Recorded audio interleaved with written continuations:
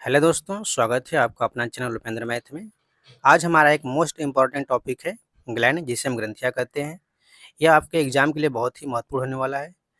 चाहे कोई भी एग्जाम हो, चाहे आपका एसएससी हो, बैंक हो, रेलवे हो या कोई भी स्टेट लेवल एग्जाम हो, सभी के लिए टॉपिक बहुत ही महत्वपूर्ण होने वाला है, क्योंकि इस टॉपिक से आपके हर एक एग्जाम में 1 से 2 प्रश्न देखने को अवश्य मिलता है। इससे पहले यदि आप हमारे चैनल पर नए हैं तो चैनल को सब्सक्राइब कर लें, बेल आइकन को प्रेस कर लें, ताकि हमारे द्वारा डाले गए वीडियो की पल-पल की अपडेट आपको मिलते रहें। यदि आपको इस वीडियो की पीडीएफ चाहिए तो इस वीडियो के डिस्क्रिप्शन में जाएँ और वहाँ पे हमारे टेलीग्राम का लिंक है, उस टेलीग्राम से जुड़कर पीडीएफ को डाउनलोड कर सकते हैं। ठीक है? इस टॉपिक को हम कंप्लीट डिटेल में देखने वाले हैं और सभी को डायग्राम के साथ देखेंगे, ताकि आपको समझने में कोई दिक्कत ना हो। इसके अलावा आप किसी भी एग्जाम की तैयारी कर रहे हैं और जीके जीएस की तैयारी करना चाहते हैं, तो आप हमारे चैनल से जुड़ के हमारे चैनल के प्लेलिस्ट में जाएँ। वहाँ पे आपको हिस्ट्री, पॉलिटी, ज्योग्राफी सारी वीडियो बनी है, वहाँ पर जाएँ। वहाँ से प्लेलिस्ट में आप सारे जीके की तैयारी कर सकते हैं। तो चलिए चलते हैं, स्टार्ट करते हैं। आज का हमारा सेशन है ग्रंथियाँ, जिसे ग्लैंड कहते हैं। इसे समझ लेते हैं। कुछ ऊतक या अंग विशेष प्रकार के रसायन, एंजाइम, हार्मोन का निर्माण करते हैं। उन्हें हम ग्रंथि कहते हैं। ग्रंथि शरीर की विभिन्न क्रियाओं को नियंत्रित करने हेतु हार्मोन और एंजाइम बनाती है। यह 3 प्रकार की होती है। पहला है बहिःस्रावी ग्रंथि, जिसे हम एक्सोक्राइन ग्लैंड कहते हैं। दूसरा है अंतःस्रावी ग्रंथि, जिसे हम एंडोक्राइन ग्लैंड कहते हैं। और तीसरा है मिश्रित ग्रंथि, जिसे हम मिक्स्ड ग्लैंड कहते हैं। बहिःस्रावी ग्रंथि वह होती है जो केवल एंजाइम का स्राव करती है, और अंतःस्रावी वह ग्रंथि होती है जिसके द्वारा हार्मोन का स्राव होता है, और मिश्रित ग्रंथि वह होती है जिसके द्वारा हार्मोन और एंजाइम दोनों का स्रावण होता है। अंतःस्रावी ग्रंथि, जिसे हम एंडोक्राइन ग्लैंड कहते हैं, ऐसी ग्रंथियां जो नलिका विहीन होती है, जिसे हम डक्टलेस कहते हैं, एवं इनमें जो निकलने वाला पदार्थ होता है वह हार्मोन कहलाता है। ठीक है? यह हार्मोन रक्त के माध्यम से शरीर के विभिन्न अंगों में लक्षित स्थान पर पहुंचकर अपना प्रभाव दिखाता है। ठीक है? याद रखिएगा। यानी कि वह ग्रंथि जो नलिका विहीन होती है, यानी जिसमें नलिका नहीं होती है, उस और उसके द्वारा जो स्रावित पदार्थ होता है वह हार्मोन होता है, उसे हम क्या कहते हैं? अंतःस्रावी ग्लैंड कहते हैं। उसके बाद हमारा है बहिःस्रावी ग्रंथ, जिसे हम एक्सोक्राइन ग्लैंड कहते हैं। ऐसी ग्रंथियां जो नलिका युक्त होती है एवं इनसे निकलने वाला पदार्थ जो क्या कहलाता है? एंजाइम कहलाता है। तो याद रखिएगा, इस पॉइंट से प्रश्न बनता है कि हम अंतःस्रावी ग्रंथि कैसी होती है? नलिका विहीन होती है या नलिका युक्त होती है? तो याद रखिएगा, नलिका विहीन होती है, यानी डक्टलेस होती है। और बहिःस्रावी ग्रंथि कैसी होती है? नलिका युक्त होती है। ठीक है? इसे याद रखिएगा। और यह भी पूछा जाता है कि बहिःस्रावी ग्रंथि से क्या कौन सा पदार्थ निकलता है? जैसे आपका हार्मोन निकलता है, एंजाइम निकलता है, क्या निकलता है? याद रखिएगा, बहिःस्रावी ग्रंथि से एंजाइम निकलता है।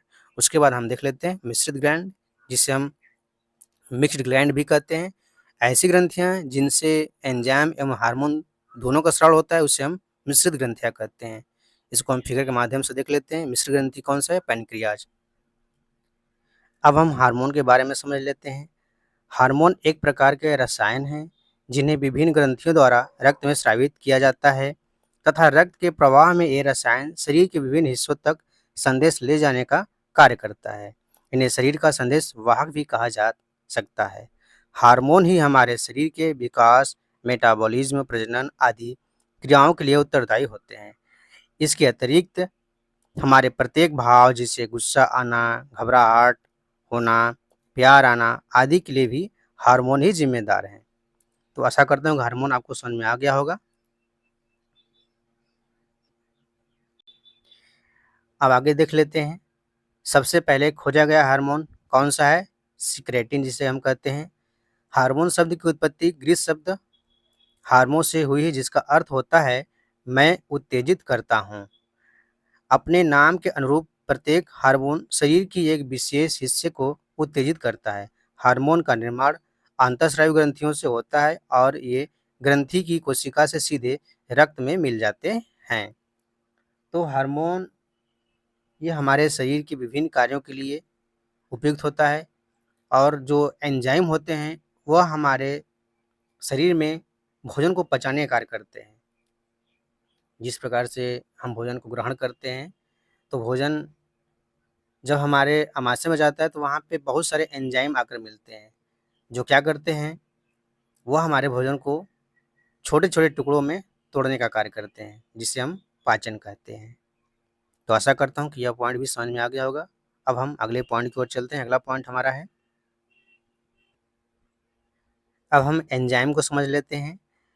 एंजाइम ये अलग प्रकार के रसायन होते हैं जो हमारे शरीर में होने वाली कई रासायनिक क्रियाओं जैसे भोजन को पचाने आदि को तेज कर देते हैं। दूसरे शब्दों में किसी उत्प्रेरक की भांति कार्य करते हैं। एंजाइम ही शरीर में मौजूद जटिल अणुओं को ग्लूकोज जैसे छोटे अणुओं में तोड़ने में मदद करते हैं, जिससे शरीर ईंधन के रूप में प्रयोग कर पाता है। देखिए, उत्प्रेरक क्या होता है? उत्प्रेरक का काम ही होता है कि जो कार्य धीमा हो रहा है उसको तेज कर दे। ठीक है? तो उसी प्रकार से जब भोजन हम खाते हैं, उसको चबाते हैं, वो हमारे आमाशय में जाता है, तो जब तक उसमें एंजाइम नहीं मिलता, तब तक वो भोजन धीरे-धीरे पचता है।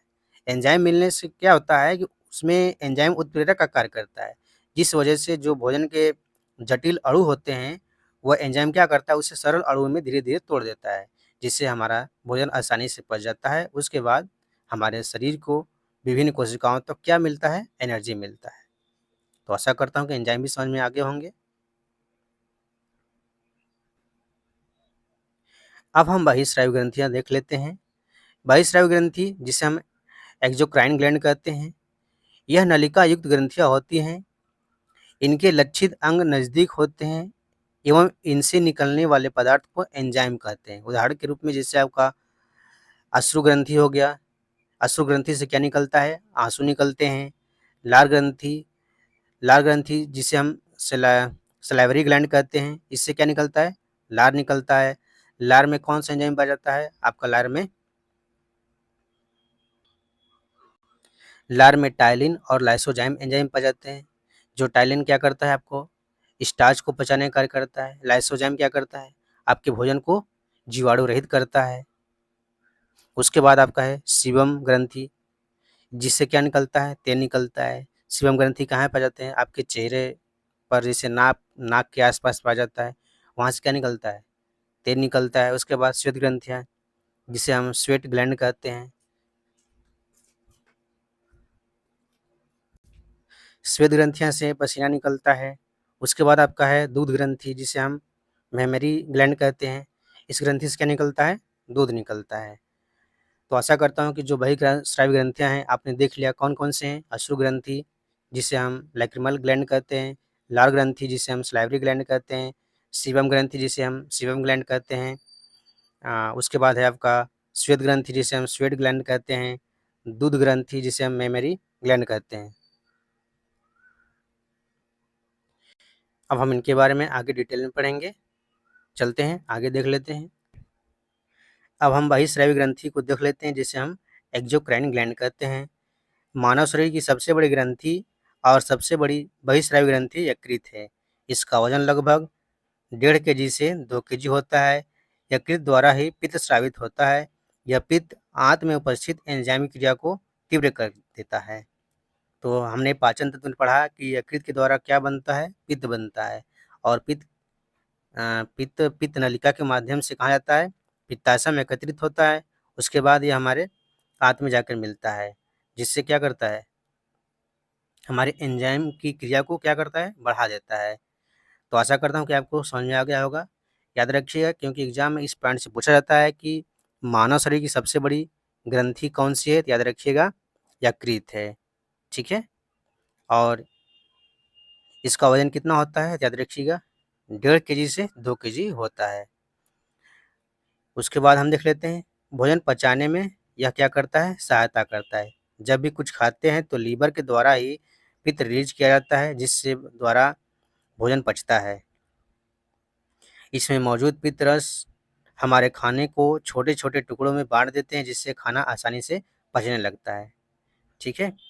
पित्त रस कैसा होता है? पित्त रस आपका हल्का क्षारीय होता है। यह पित्त क्या करता है? हमारे भोजन में जो फैट होता है उसको पचाने का कार्य करता है। अब हम अगले पॉइंट को देख लेते हैं, जो कि शरीर का विसरण यानी कि डिटॉक्सिफिकेशन करना, यह काम कौन करता है? यह काम लीवर करता है। तो इसे हम देख लेते हैं। यकृत का दूसरा काम मुख्य कार्य है हमारे शरीर में मौजूद सभी तरीके के विषों का हरण करना।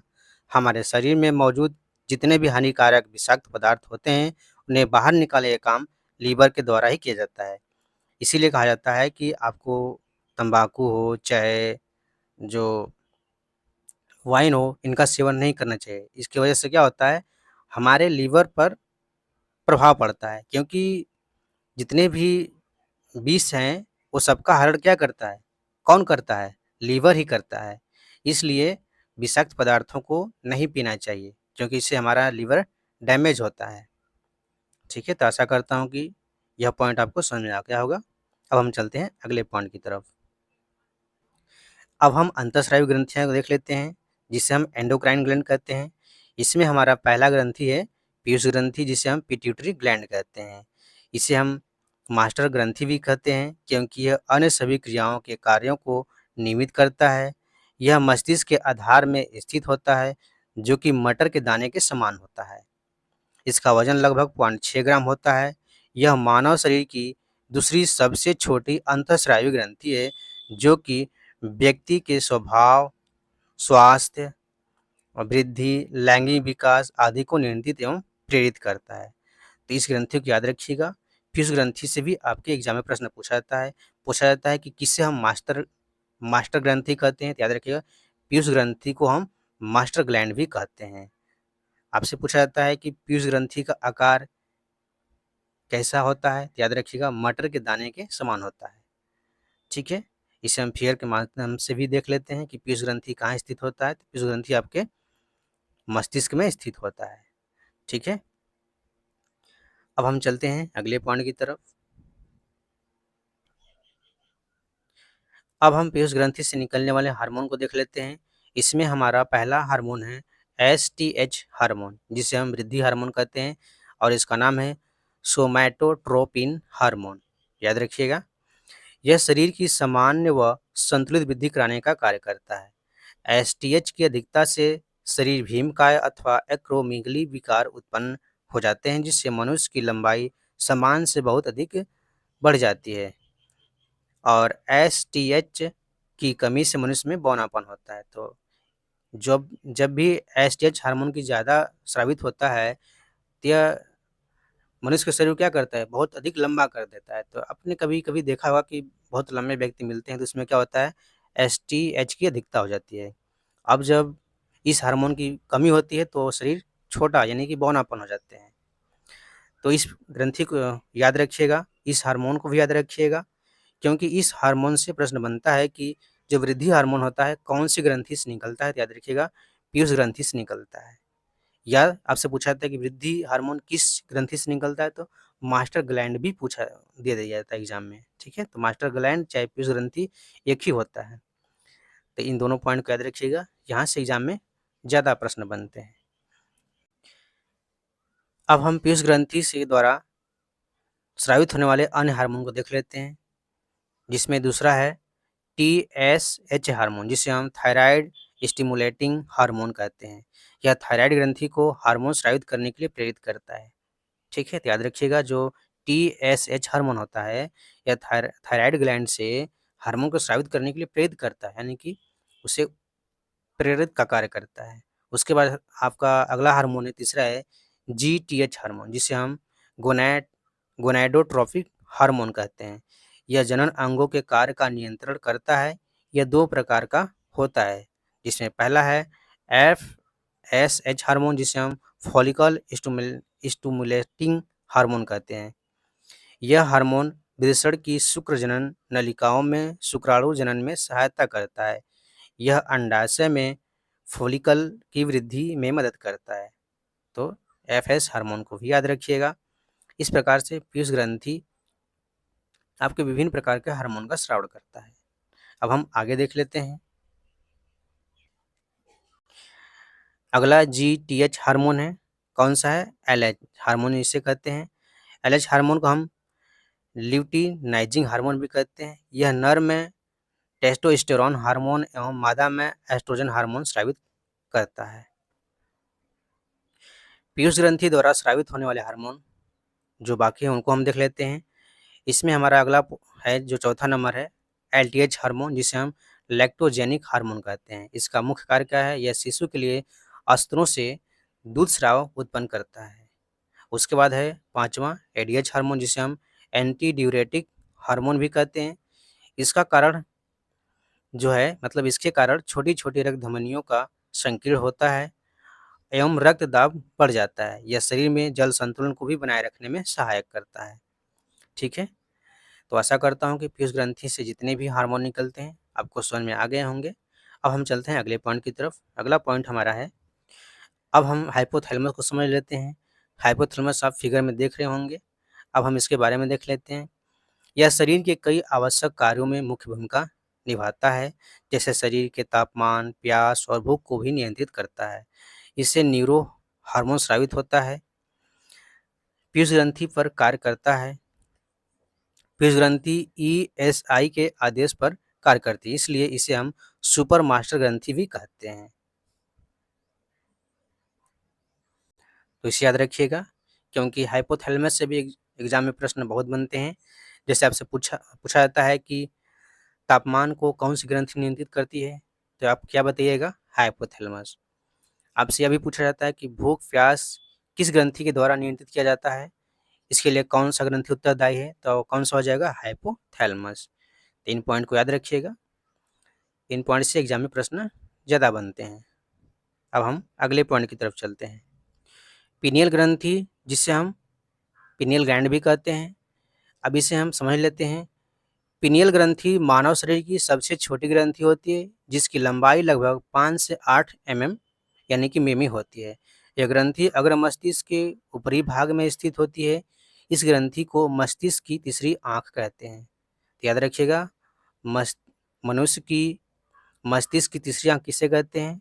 उसे हम पीनियल ग्रंथि को कहते हैं। इस ग्रंथि से निकलने वाले हार्मोन प्रकाश द्वारा प्रभावित होता है, यानी कि कम प्रकाश में अधिक श्रवण होता है और अधिक प्रकाश में कम श्रवण होता है। इसे नींद का हार्मोन भी कहते हैं। यह शरीर की दैनिक क्रियाएं जैसे सोना, जागना एवं महिलाओं में मासिक चक्र का निर्धारण करता है। इसीलिए इसे शरीर की जैविक घड़ी भी कहा जाता है। तो आशा करता हूँ कि पीनियल ग्रंथि आपको समझ में आ गया होगा। अब हम चलते हैं अगले पॉइंट की तरफ। हमारा अगला पॉइंट है थायराइड ग्रंथि, जिसे हम थायराइड ग्लैंड कहते हैं। थायराइड ग्रंथि श्वास नली के दोनों ओर एच आकार में स्थित होती है। यह शरीर की सबसे बड़ी अंतःस्रावी ग्रंथि है। इससे थायरॉक्सिन नामक हार्मोन निकलता है, जिससे आयोडीन नामक तत्व पाया जाता है। ठीक है, इससे क्या निकलता है? थायरॉक्सिन नामक हार्मोन निकलता है और उसमें आयोडीन नामक तत्व पाया जाता है। इससे निकलने वाला हार्मोन थायरॉक्सिन शरीर में आयोडीन की मात्रा का निर्धारण करता है। थायरॉक्सिन के कार्य हम देख लेते हैं। थायरॉक्सिन ग्रंथि से के कार्य जो होता है उसे हम देख लेते हैं। यह कोशिकीय श्वसन की गति को तीव्र करता है। यह शरीर की समान वृद्धि, जिससे विशेषतः हड्डियां, बाल इत्यादि के विकास के लिए अनिवार्य है। पीयूष ग्रंथि के हार्मोन के साथ मिलकर शरीर में जल संतुलन का नियंत्रण भी यही करता है।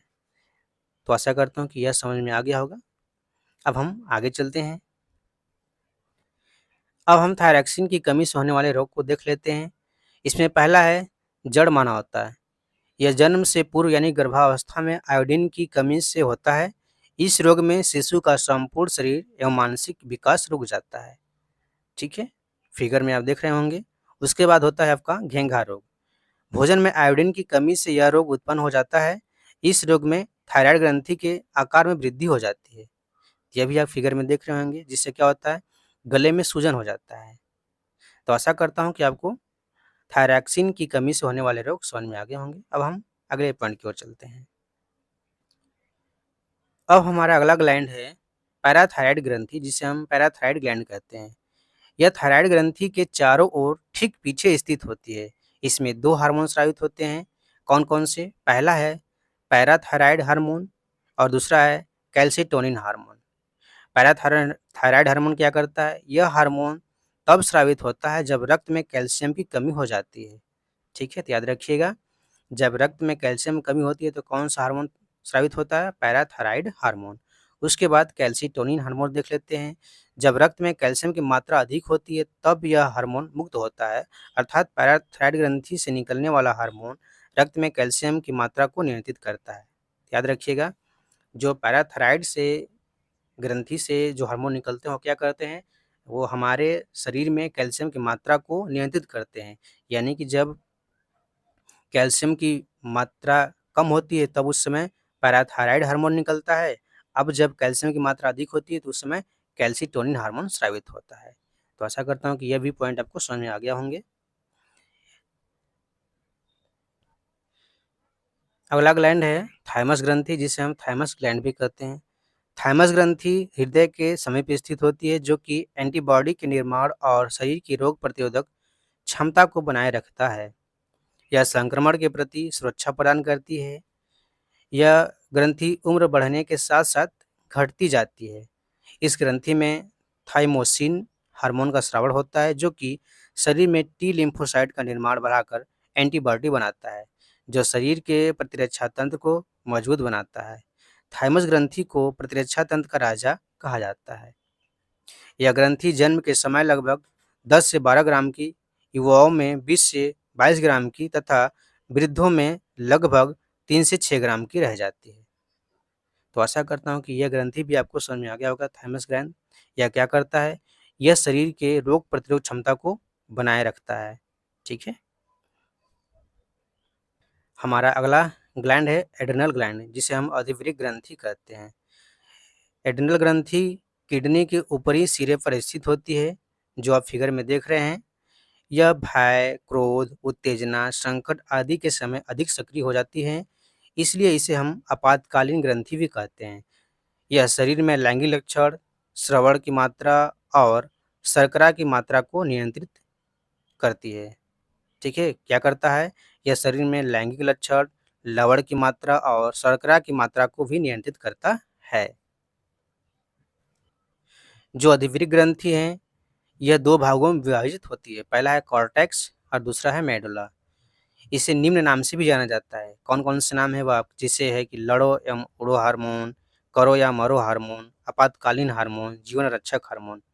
ठीक है, तो याद रखिएगा, इसे हम इतने नाम से भी जानते हैं। उसके बाद हमारा अगला ग्रंथि है गोनाड ग्लैंड, जिसे हम जनन ग्रंथियां कहते हैं। जननांग प्रजनन क्रिया में प्रत्यक्ष रूप से शामिल होते हैं। पुरुष की जनन ग्रंथि को वृषण टेस्टिस तथा मादा की जनन ग्रंथि को अंडाशय यानी कि ओवरी कहा जाता है। पुरुष की जनन ग्रंथि जैसे वृषण, वृषण से क्या निकलता है? टेस्टोस्टेरोन हार्मोन निकलता है। उसके बाद मादा की जनन ग्रंथि से अंडाशय, अंडाशय से क्या निकलता है? एस्ट्रोजन और प्रोजेस्टेरॉन व रिलैक्सिन हार्मोन निकलता है। अब हम इनके कार्य को देख लेते हैं। टेस्टोस्टेरोन जो है यह मेल सेक्स हार्मोन है। पुरुषों के यौवन और उनके विकास के लिए टेस्टोस्टेरोन को जिम्मेदार माना जाता है। टेस्टोस्टेरोन टेस्टोस्टेरोन पुरुषों में द्वितीयक सेक्सुअल कैरेक्टर को निर्धारित करता है, जैसे दाढ़ी मूंछ का निकलना, आवाज़ का भारी होना, सीने का ज़्यादा चौड़ा होना, भौतिक रूप तथा शारीरिक रूप से ज़्यादा ताकतवर होना। ये किसका काम है? ये टेस्टोस्टेरोन का कार्य है। उसके बाद है एस्ट्रोजन। एस्ट्रोजन यह महिलाओं में स्रावित होता है, जिसके द्वारा लैंगिक लक्षणों में विकास होता है, जैसे स्तन ग्रंथियों का विकास होना, आवाज़ का पतला होना, मासिक चक्र के नियंत्रण के लिए जिम्मेदार होना। ये किसका काम है? एस्ट्रोजन का काम है। और अगला हार्मोन है रिलैक्सिन हार्मोन।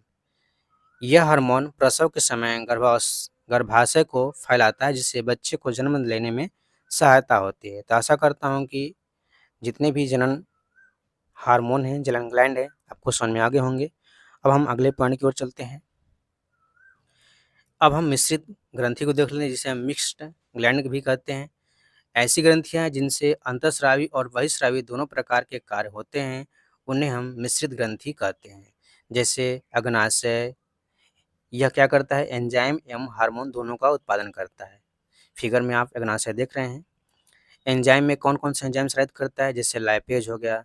लाइपेज क्या करता है? यह फैट तथा वसा का पाचन करता है। उसके बाद एमाइलेज हो गया। यह काम क्या करता है? यह मंड यानी कि स्टार्च का पाचन करता है। उसके बाद हो गया आपका अगला ट्रिप्सिन। यह क्या करता है? यह पेप्टोन को पेप्टाइड में बदल देता है, यानी कि यह प्रोटीन का पाचन करता है। ठीक है। जो लाइपेज होता है वह फैट का पाचन करता है। एमाइलेज होता है वह आपका स्टार्च का पाचन करता है, और जिसे कार्बोहाइड्रेट भी कहते हैं। उसके बाद ट्रिप्सिन जो है यह आपका प्रोटीन का पाचन करता है। अग्नाशय से निकलने वाले हार्मोन को देख लेते हैं। इसमें पहला है अल्फा कोशिका। इससे क्या निकलता है? इससे ग्लूकागॉन नामक तत्व निर्मित होता है, जो कि ग्लूकोज के लेवल को बढ़ा देता है। और बीटा कोशिका से क्या निकलता है? बीटा कोशिका से इंसुलिन नामक हार्मोन निकलता है, यानी कि इंसुलिन की कमी से क्या होता है? मधुमेह के रोग हो जाता है। ठीक है। उसके बाद गामा कोशिका है। यह क्या करता है? ये भोजन को ग्रहण कर ऊर्जा का निर्माण करता है। ठीक है, तो ऐसा करता हूँ कि ये सारे हार्मोन आपको समझ में आ गए होंगे। आज का हमारा थ्योरी सेक्शन कंप्लीट हुआ। यदि आपको वीडियो पसंद आया तो वीडियो को लाइक, शेयर और चैनल को सब्सक्राइब जरूर करें। और यदि इस टॉपिक से आपको क्वेश्चन आंसर सेट लगाना है तो आप हमारे चैनल के प्लेलिस्ट में जाएँ, वहाँ से इस टॉपिक के क्वेश्चन आंसर सेट को लगा सकते हैं। तो आज के लिए धन्यवाद, मिलते हैं नेक्स्ट वीडियो में।